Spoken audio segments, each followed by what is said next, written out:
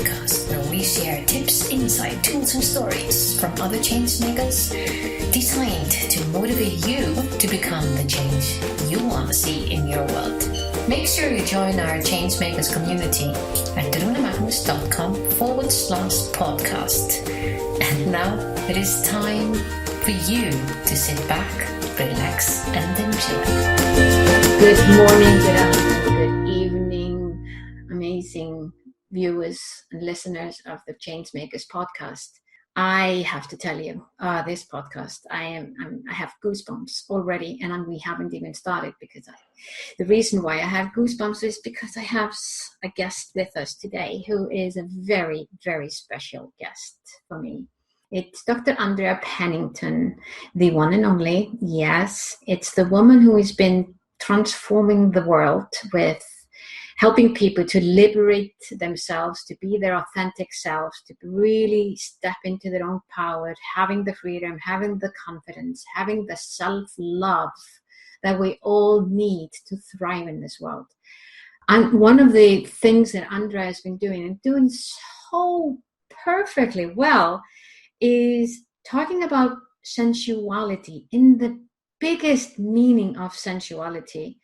And as we're recording this message today, we're in the midst of #MeToo revolution, where all systems are really breaking. And I just had to get Andrea on our podcast show to discuss this hot topic, sensual and sensuality, and link it with leaders and link it with what is allowed today in a system where everything is collapsing.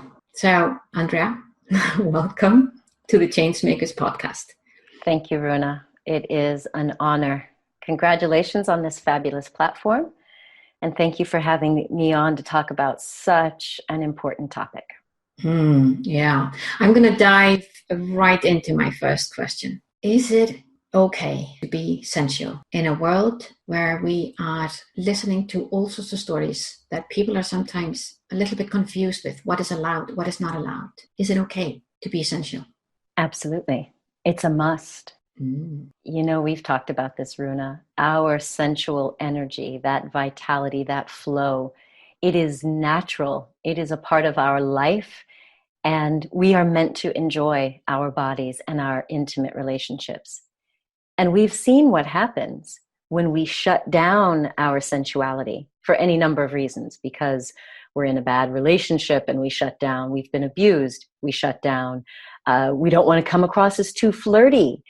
We shut down. And we recognize that there's always a rebound effect. And I don't want to get too metaphysical, but it's because it's energy. The sexual energy and the sensual energy is natural to the human existence. It is meant to flow. I know you work with Nick Haynes. You know about this flow of energy along the meridians, you know, that we acupuncturists talk about. And it's because this life force energy is meant to be flowing. It's meant to be given and received. And when we block it, it affects our physical health, our mental health, what we radiate to the world. It affects our relationships. And so right now, where we are seeing the abuse of the power that someone may have in a position such that they don't know what to do with all that sexual and sensual energy. So it has put a lot of us on this defensive mode. I've talked to some women in the C-suite who have said, you know, I have to be completely buttoned up so that my male colleagues are not ogling and eyeing me during meetings. I can't say certain words or talk about even just breastfeeding. And they're saying it's because everything gets turned around and twisted into sexual terms. And if you can imagine feeling like you've got, as a woman, for example, feeling like you've got to walk around kind of protecting yourself, that is a stifling of energy. Now, I know we're going to talk a little bit about the male side of this. Men are saying the same thing. The good guys are saying, you know what? It's a friggin' landmine. They don't know whether to compliment a woman or not compliment a woman. Do I invite her out for dinner because me and the other teammates are going, or would that be looked at as a sexual advance? Like the good guys are really confused. Yeah, they are. I know. So I think we have to talk about it. And yes, we have to reclaim our sensuality and now put it back in the context of what is healthy. That's a really, really good good platform to look from. So what is a healthy way to really be sensual, use our sexual and sensual energy to thrive? Let's talk first as women. You and I are both women, and let's talk first as women, and let's put ourselves into the position of being a woman in the corporate world, or just on whatever, just basically working. I mean, most women in my environment anyway are working outside of their homes and are career women. If I'm gonna really go into this world where, and as the energy is right now of, I don't know if this is right or this is wrong, and all these defensiveness and everything that is happening, how do you come in and be in a way that is healthy for me, healthy for the environment, and healthy for those who are around me? The first thing that it starts with is it starts with us as individuals. Before we invite anyone else into that space, whether it's our beloved or how are we going to behave in the boardroom, we have to look at ourselves. What does my sensuality mean to me? Because as you know, when I was researching my book, I was finding out that many women had a very warped sense of their sensual energy. Some people were ashamed of it. Some people were afraid of it. They were afraid to let it out. Yeah. So we have to start with ourselves and ask, what does the sensual energy mean to me? Now, I've just said it's natural and it's normal and it should be flowing, but to get to that point, a woman really has to investigate. And then the second thing is, no matter what, there's always this element of safety. Now, I'm not going to get graphic, but for a woman, if we are going to be intimate, then, and if we're in a heterosexual relationship, let's just say, then the woman is the one who is receiving. She is the one being penetrated. And so a woman has to feel very safe. So we start off with, what does sensuality mean to me? 2, am I safe to be sensual? So whether that's in the boardroom or in the bedroom. Now let's break it down first in the bedroom. Before a woman can be sensual, she needs to know her own standards and boundaries. Now, in the boardroom, you have to look at that as a different environment.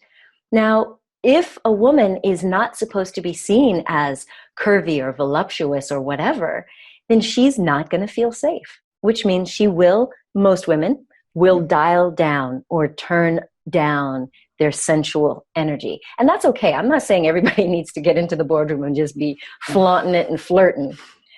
But you can be appropriate in your choices. But if you're totally feeling like you're threatened, not just that you're not sharing, but that someone is trying to get into your space, whether it's with their words, their gestures, their eyes, then that means a woman is going to be having to really question about, where does my sensuality fit in with all of this? Does that make sense? Yeah, that makes perfect sense. So that safety factor it's critical. And I think you asked, is it okay to be sensual? Is it okay? Now, I say it's yes, we must. But I recognize on the global platform, as all of these sex scandals are coming out, and sexual harassment scandals, I should say, what we're seeing is that, this is a very scary time. So right now, no, not a lot of women are going to be out there feeling like, okay, it's my right. Right now, we're in that phase of setting boundaries again. And that means we're finally hearing women speak up to say, this is okay, and that's not okay. Like having that very clear boundary of that's not okay, so that the men can understand, or anyone else, that you don't cross that line. This is not the line to cross. So until we have that safety, many women are not going to feel safe to fully own their sensuality outside of the bedroom, outside of their intimate space. Yeah. There has been a lot of discussions, like you're mentioning, with men saying, what can I do? I mean, don't women want compliments? Can't I say anything to them anymore?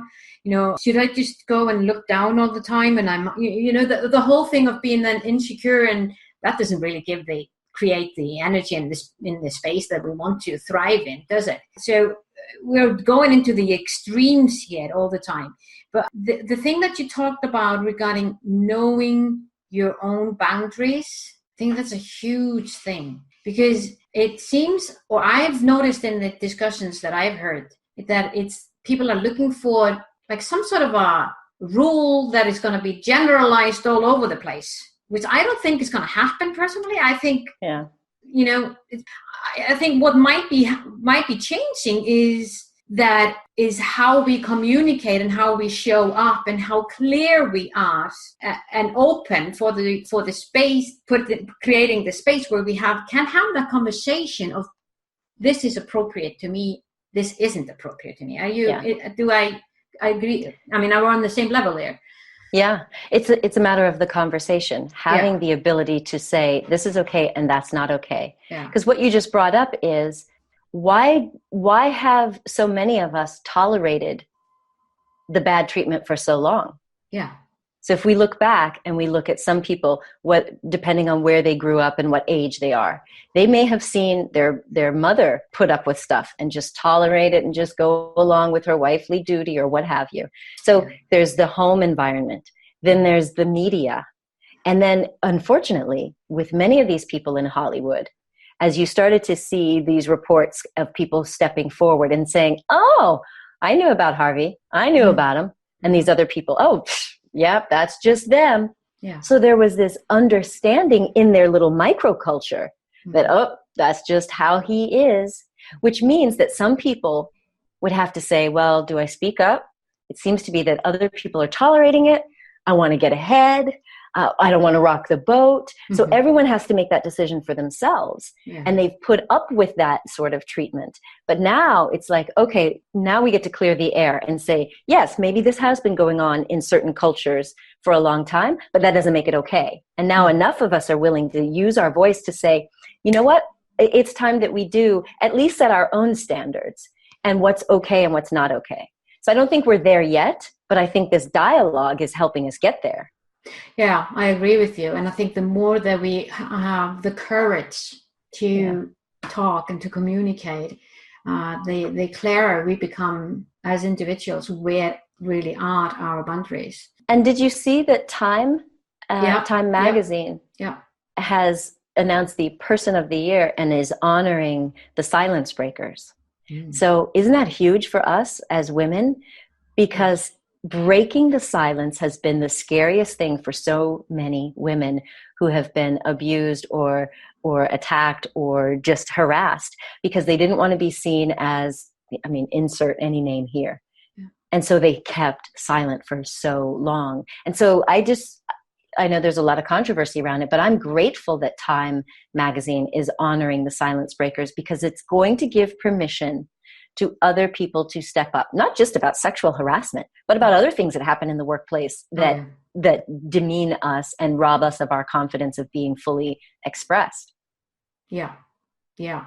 And that goes to what we discussed a little bit. That's about the guys that are a little bit afraid of what's the rule? What can I do? What can't I do? And I was just thinking, there's been so many discussions around this topic in my network recently. We were sharing good stories about the good guys and how that worked. And I shared one of my stories actually that popped up in my mind, which I thought was really, really, really thoughtful. And that was, as an example, when I was just going fly fishing and my guide was supporting me and helping me with my gear and everything. I remembered he asked me, is it okay that I touch your shoulder? That's beautiful. That was really, I remembered the feeling that he gave me when he did that, when he asked for my permission. And I think this little thing that he just did there was a huge thing. Yeah. For anyone at any race, at any culture or whatever, and then I, of course, I needed to say yes or no, depending on if it was okay for me or not. But he gave me the space. Right. And I think there are little things like that could be a little nugget for men. What would you say? Yeah, ask permission. If you're afraid and you're questioning, just ask. Because again, it's what do we want to do? We want to create a safe space for dialogue. Because the only way you can learn about my boundaries, the only way I can learn about your boundaries is I ask. Or, unfortunately, people just violate the boundaries. Mm-hmm. And that's not creating safety. No. I was just, a friend of mine was in Paris attending a cooking school. It was several days, and there was the head teacher who was rubbing up against, putting his arm around, making certain comments about the cooking assistant. And my friend got very uncomfortable. And she looked around, and some other people were uncomfortable, but she said, I can't be silent. Mm-hmm. And she said something to the owner of the school. And apparently he got reprimanded. And when they were in class the next day, he took it out. He didn't know who said it, but he was like, well, apparently somebody thinks that I'm doing. And so now it created even more of this toxic environment. And somebody said, well, come on, the French are just that way. You see how that cultural programming, oh, come on, they're French. Aren't they just allowed to be all touchy-feely? No, they're not. So this whole idea of having these conversations and getting permission, and it's going to piss some people off, Yeah, absolutely. Totally. I think, you're so right on it. So I could probably talk to you about several episodes about this topic, and I think it might be a good idea to meet again and take a little more in-depth conversation about it. But what I would really, really love to hear from you, Andrea, and to kind of like leave and finish our conversation this time, if you could share a couple of steps that you would see is needed for every individual, whether it's a man or a woman, that they can think about so that they can really become who they really are, be the sensual person that they are, and show up authentically. And at the same time, be in a space that is safe and they know they can thrive and other people around them can thrive. What should they have in mind? I know that was a long question, but I hope you got it. For me, the starting point is your identity. Who do you say you are?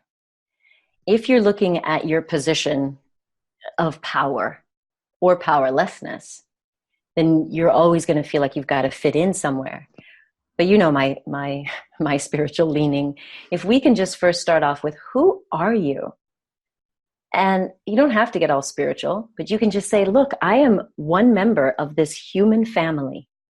And if we're a family, how would you want your auntie, your mother, your grandmother, or your daughter to be treated? How would you want your uncle, your brother, your grandfather, or your son to be treated as it pertains to their intimate life? You want to make your family, if we think of us as a family, I would want everyone to feel safe, to feel respected, that they only do what really feels good to them and what they feel is going to bring them joy and pleasure. So if we start there and just ask, well, who am I? And then really think about yourself. Okay, then what sort of space do I want to create for my family? For myself, I want to be in an intimate relationship where there is what? Fill in the blank. Where there's mutual respect, where there's passion, where there's love, where there's deep intimacy. And what do you want for the rest of your family? It's probably the same if you really think about it. You would want them to feel safe and respected and free enough to enjoy this beautiful divine gift we have, which is sensuality.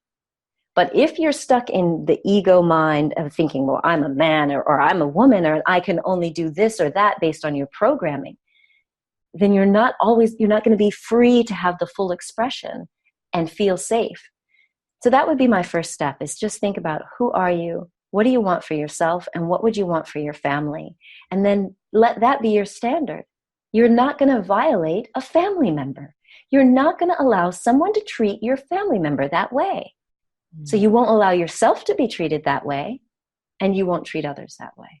That's it. Absolutely such a beautiful thing. And as you were saying that, I just envisioned all those little families all over, seeing that we are in fact one big family on this planet. And that would make a huge difference if we started to think that way. Yeah. Wow. I know it might be a big leap, It might be a big leap. You're so true. Thank you, Andrea. Such a beautiful insight. I encourage everyone to go to andreapennington.com and look at what Andrea is doing. And I'm also sharing the books that she's been publishing about orgasm prescription for women, and Time to Rise, and other books that are coming up your way. Thank you, Andrea. Thank you for sharing Runa. Your beautiful, beautiful, unique, sensual X Factor. Thank the new you. Sexy Factor. Yeah.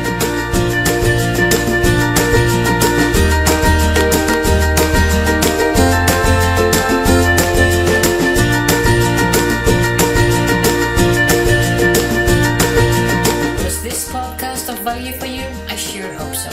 If so, feel free to share the love and give us your generous review on iTunes, Stitcher, or Spotify. And remember, you can always go to runamagnus.com and find out more about the Changemakers and how we can help you thriving